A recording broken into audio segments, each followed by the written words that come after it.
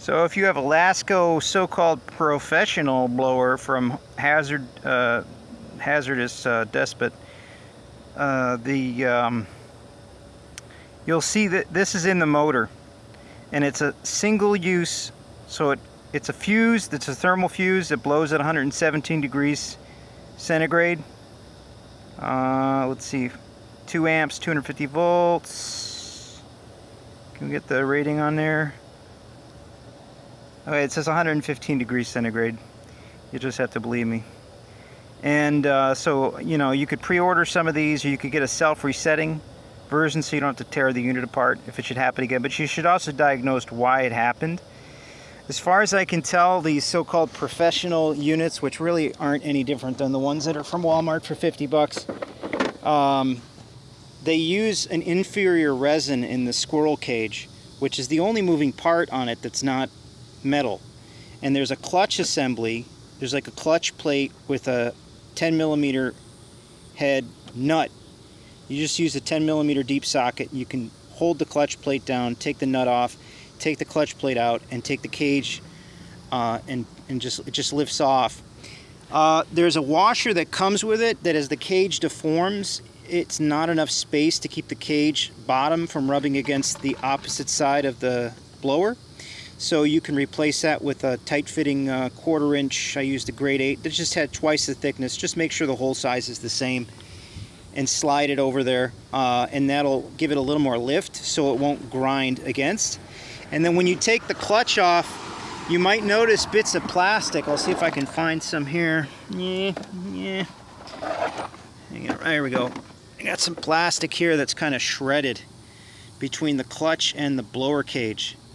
So what I did was I used some G-Flex epoxy, 2-part epoxy. It's really strong, durable epoxy that does allow for a little bit of flex. I use it for different purposes, but you can put it around in balanced amounts around the opening, outside of the opening where it's going to crack and pull apart on the cage, to reinforce that before you reassemble. So I think what happened in this case is the cage stopped spinning, and or the environment had an escalation in temperature that caused the thermal fuse to blow on the motor, because of course the motion of the air also cools the motor, and without that you'll burn it out. So let me see if I can change the focus. Not while I'm filming. What else? So just get yourself some self-resetting fuses that have that rating, or some single blow fuses. Figure out what happened. When you take it apart, I'll include a picture in the thumbnail of where the fuse is actually located on the motor once you pull the motor housing apart. This is very easy to fix. You'll just need a Phillips screwdriver, a pair of snap ring pliers, it's very inexpensive, a 10mm deep socket and ratchet, and I would also have on hand, because you're going to cut them and then put new ones on, some fine zip ties for small wire work. And if you have a soldering iron, great, but you can also just use a crimp nut to combine the white and blue leads when you temporarily bypass the thermal fuse. Now I would suggest, you'll find the thermal fuse inside of this little silicone sleeve, and there's a white neutral that goes into the motor, and there's a blue neutral. Between the white and the blue is the thermal fuse. So basically it disconnects the neutral line, right? Because you have multiple hots coming in from the speed control selector, so you got to disconnect it in one place. So you're looking for a white wire that goes through the motor housing that has a black, let me find it, it's sitting on the ground here. It'll have some black sleeve around it, and if you look close, it'll be the one with, as far as I can tell, has lettering on it, although they all might have lettering on it, I don't know, but in your particular case. But you'll have a little black sleeve like this that you just carefully nibble away at, starting at the open end with a pair of good snips, and that will prevent you from damaging the wiring or anything. And then once you pull that sleeve off, you'll have two sleeves, right? You'll have one for the white with the thermal fuse, and you'll have one for the blue.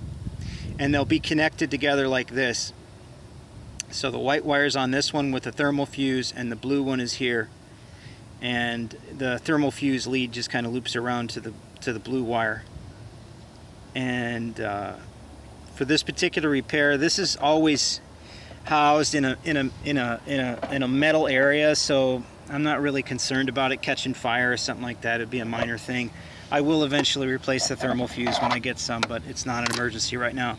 The main thing was fixing the cage, making sure it's balanced and spins easily. The motor was fine, except for, like I said, the thermal fuse. The speed control selector was fine. There is also a little overload fuse inside of that gray box. So on one side of this, you'll see a little gray box. I'll try to tell you where it is.